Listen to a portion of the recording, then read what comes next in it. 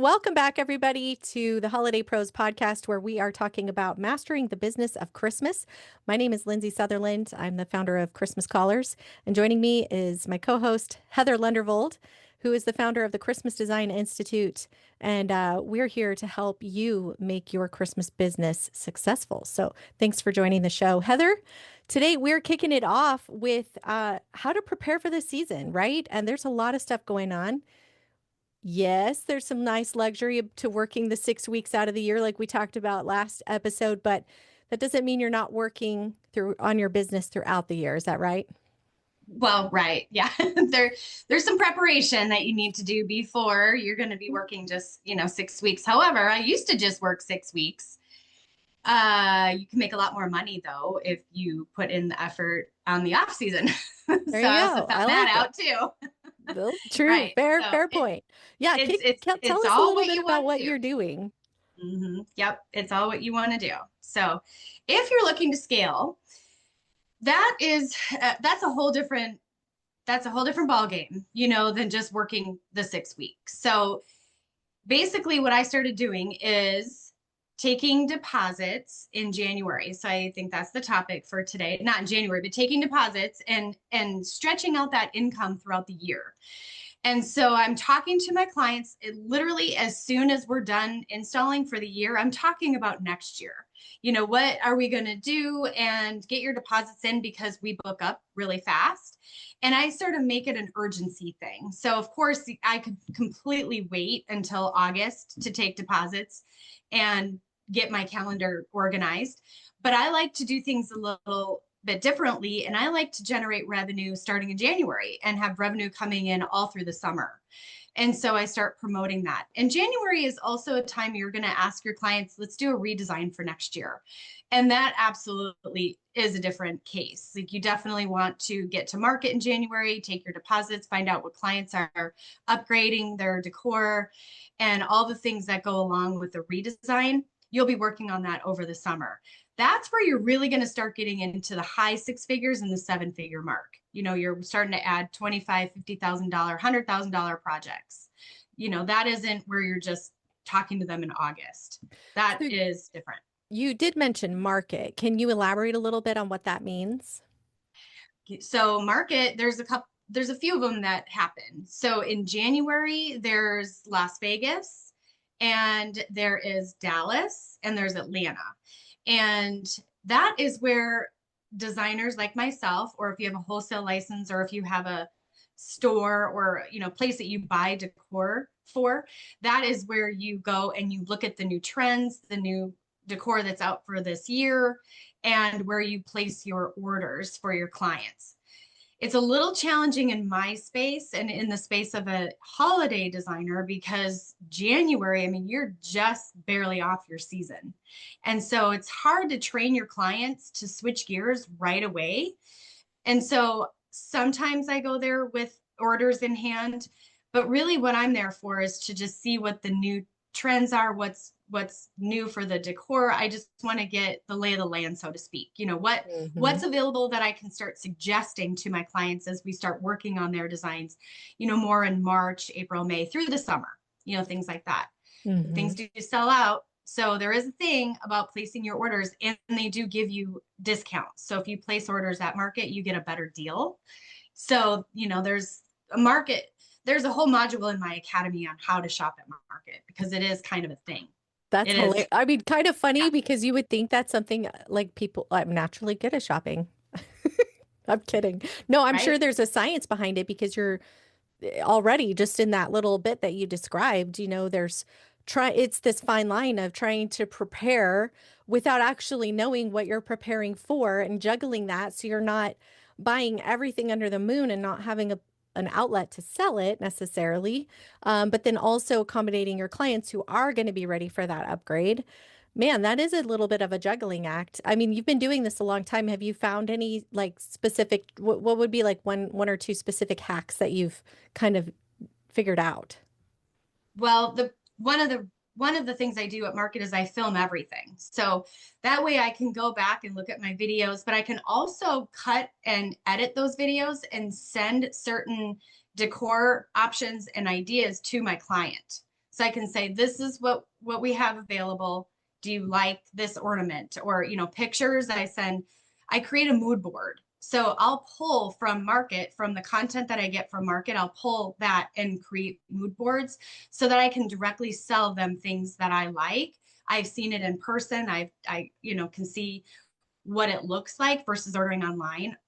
It's difficult to order online. You don't really understand, does it have the glitter that you want, or is it this matte finish, or it's hard to translate that through a picture. Mm-hmm. So seeing it in person really helps.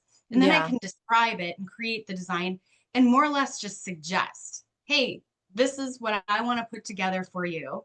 And they're like, great. That's the point of a designer, right? You're creating Yes. the design and selling it. So you need to know your stuff. You need to know what's available and what you can sell to your client. That's really good advice.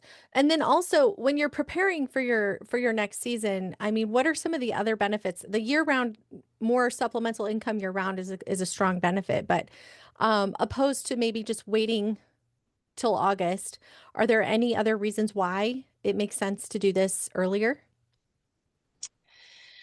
Well, for one, just organization. You don't want to be scrambling at the end of the year, but you also want to get a feel for what your schedule is going to be like. So the earlier you can book your clients, the better, just so that you simply have an idea. What is your staffing going to be like? How many designers are you going to need to hire? I mean, you don't want to crunch this all at the end. It's just basically planning as you would in a regular business. You want to do quarterly benchmarks so you can forecast and see what your income is going to be. Are you on track? Are you behind? How many clients do you have booked? What can you forecast? And how much marketing do you need to put in starting in August? If you're behind the mark, you want to, kind of know that by July. Mm. And that July is really my benchmark. I pretty much know my season by July. Anything that comes in after that, I really strive to have all my current clients' deposits in by July.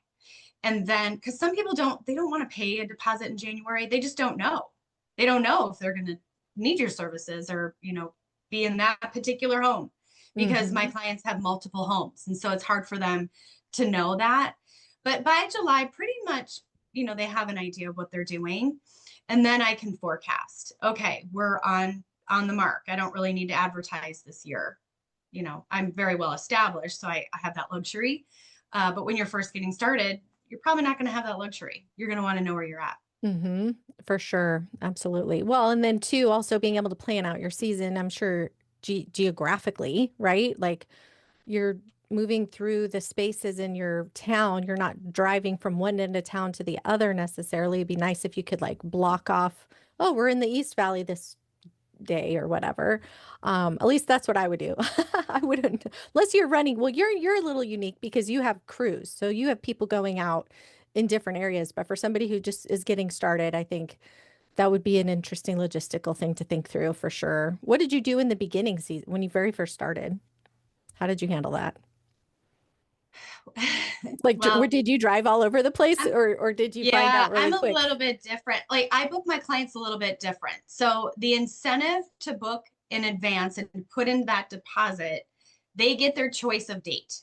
So Oh, that's the incentive for them. So okay. ultimately, unfortunately for us, we are driving around the city, but we work in the luxury space, right? So generally driving around the city isn't really that, because we work in certain areas of affluent people. So by default, we're kind of in the same neighborhood all the time. Makes You know, sense. we're within a range. So that's why it works for us.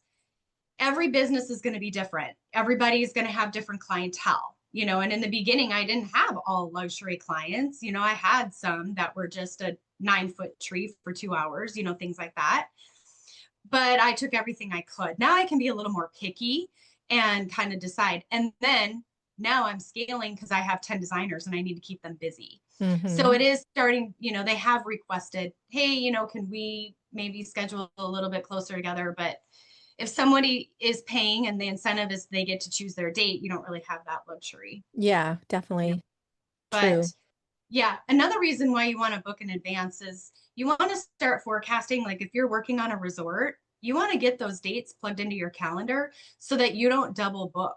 So if you're a one-man band with a, person that you're hiring to come along with you, then you don't have the luxury like I do to have, 10 designers to put on that job, right? So for me, I want to know my schedule because I'm pitching some jobs. For example, I'm pitching a job in Hawaii right now.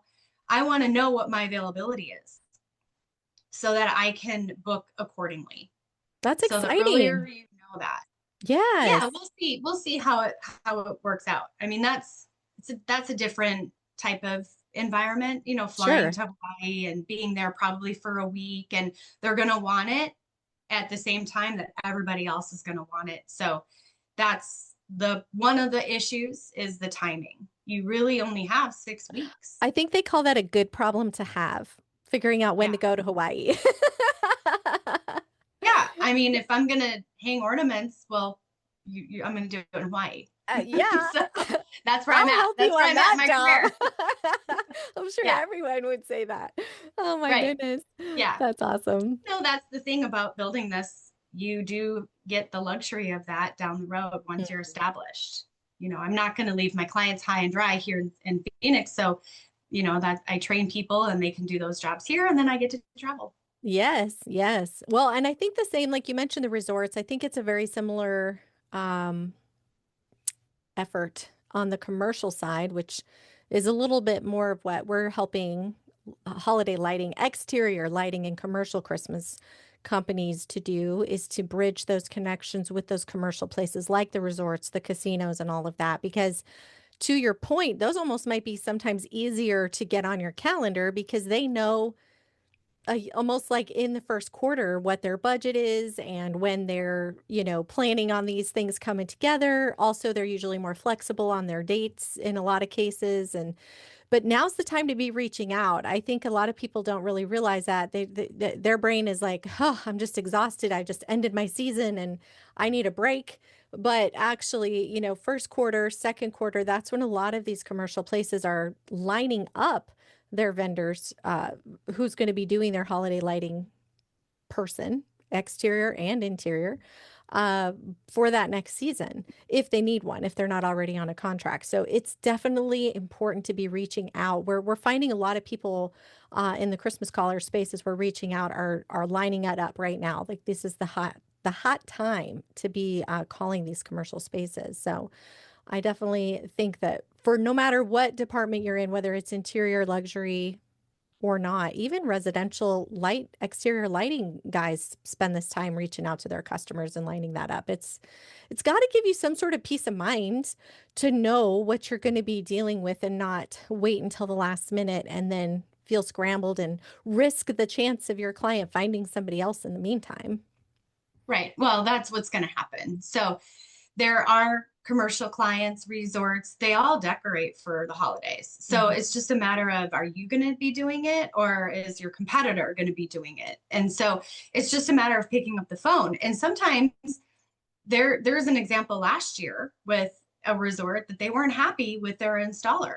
So they called me last minute and they said, come over today. Like, I'm like, today? And you drop everything to get that client because guess what? Now we're doing that resort this year. Yeah. And so, sometimes things fall in your lap like that. But sometimes, utilizing a service like the Christmas callers is important because you have to get your name out there. You have to put your name in front of people in order for them to hire you. And now's the time to do that. Mhm. We're going into May now. We're right at the end of April, and this is a perfect time. At least get your name on the docket, where they know about you. They might not be ready to commit, but you can get that conversation started, right? You know what? You just brought up a really good point that I think needs to be brought to light. Is it's often not just one conversation that makes that happen. So what we're finding is, for example, there's a venue in LA that we were calling since February, and just this week we were emailed saying that they're ready to open up the bid process. But we Right. were already in line and we'd already had multiple conversations. Like they had told us they were going to be opening it up soon. So we're following up like every couple of weeks. They didn't tell us when, like they just said essentially, we'll let you know. And so we're not going to just sit back and wait until they call. Like we're just continually following up, like, hey, we're not trying to be pushy, but we just want to see, have you already made your decision? Or is there still a chance that we can work with you? Those kinds of things. And that's the part I think that is the hardest for business owners, especially ones that are established, because like you said, they're dealing with their current clients. They're planning their designs for the next year. They're putting together their orders. I mean, that's a lot of stuff, even though it sounds simple, just me saying it. It's not as simple when you have multiple accounts that you're juggling. And especially if you're doing large scale projects, like your resort or a larger home, like a 5 to 10,000 square foot home could be quite extensive versus, a smaller establishment. Anyway, all that to say, it's easy to have a list of people to call and to make a couple of new phone calls a day, but you're going to miss that opportunity if you're not. It's the money's in the follow-up. The money's in the babysitting that person until they say, yes, we're ready. And that's truly what I think the value is here. And now for the beginner people, let's pivot a little bit for people who might be just thinking about getting started, because I know there's still a lot of people listening, especially as the interior space, because in your case, right, with the Christmas Design Institute, we have a lot of people who've been really thinking about starting a business, and they're kind of thinking, well, should I start now? What do you say to that? And how should Right. they Well, how should they get started? right. So always it's the earlier the better. But you can fit into this space really at any time. It's just going to determine how much work you get, right? So if we start now, you have so much more time to get organized, to get trained, get into the program, figure out how to, do all the things that we're talking about. But with the academy, you do have my support, along the way. The one thing to consider too is just getting started. You could just start as a designer.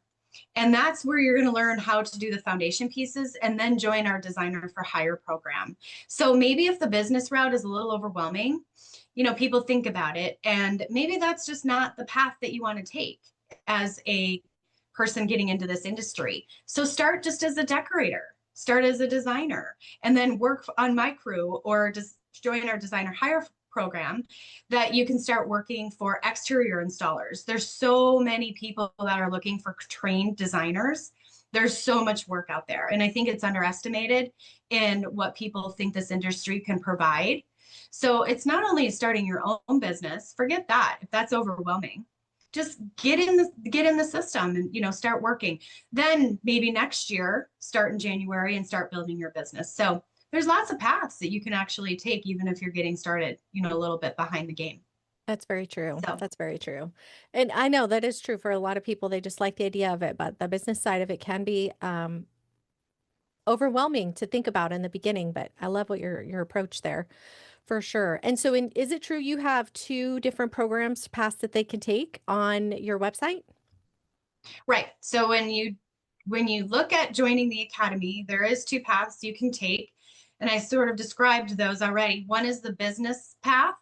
That is all of the fundamental business modules on how to do this business, literally from start to finish. And then there's 3 levels in the academy. So you can start from, if somebody's brand new and they don't even have an LLC or a logo or anything, we walk through that process. Biz in a box, we bring that into play. And that's where you get all the templates and all the things you need, how to do an invoice and the tools that you need, your CRM. You really shouldn't not be running a business without a legitimate CRM. It's non-negotiable in my book, right? Like you need to have that.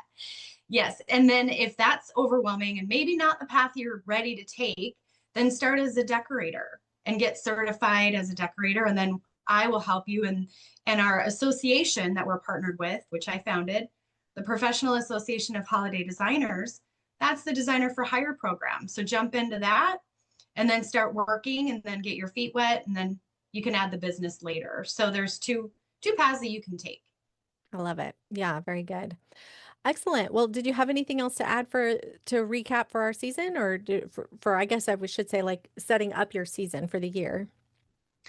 Yeah, well, we should talk a little just briefly about the Christmas colors on how does someone get started and what does that bring to the table for them? Yeah.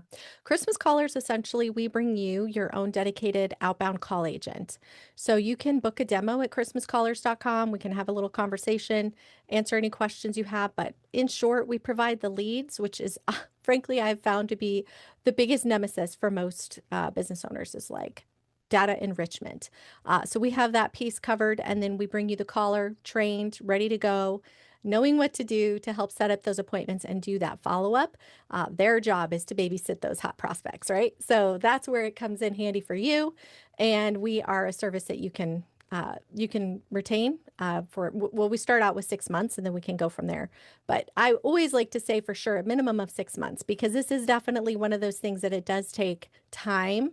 But it's definitely worth it, especially when the commercial space, because with that, you're talking about these jobs that are tens of thousands, upwards of hundreds of thousands of dollars. So it definitely pays for itself.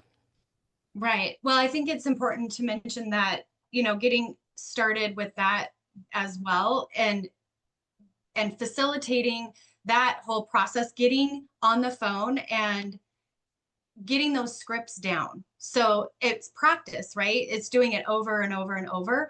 But confidence is one of the number one concerns that my students talk to me about. I don't feel confident. I don't, know what to say. I don't know. So Christmas callers really helps with that, right? Because you're getting on the phone and kind of facilitating or helping the process with that. And the second question I get is, well, how am I going to get clients? Where do I find the clients? Christmas callers also solves that problem. So it's kind of a dual. It really is. Yeah. It really is for people, especially the reason I specifically focus on commercial, people might be wondering, because I've been asked, do we do residential? With the calling laws and the do not call registry and all of that fun stuff, we stick to just Right. Yeah. business to business outreach. And that's why we're the right fit for you if you really want to dig into the commercial space, which frankly, I still think if you just want to start out being a decorator, work with Heather for that first year to really get, like, I don't know, maybe I'm speaking for myself because I don't feel like I'm a super creative person when it comes to decor. I would feel safer learning from you, getting the ropes, seeing it in action. And then I would be more interested in doing like 2 or 3 commercial jobs my first year versus, or even just one, even if I only did one my first year, you know what I mean? Versus like trying to juggle 10 to 20 to 50 residential jobs my first year. I don't know. That's just how I would approach it if I was brand new at it, like thinking just from like very, very basic. Only because you can make, really just about, I don't know, what would you say is the ratio? Like if you did one commercial job to X number of residential in the interior space, what does it pan out to be roughly? Hannah, I don't understand your So like question. say you're doing a resort for $30,000 or $50,000. Okay. Right. That equals what? 10 residential homes? Oh, I see what you're saying. Okay.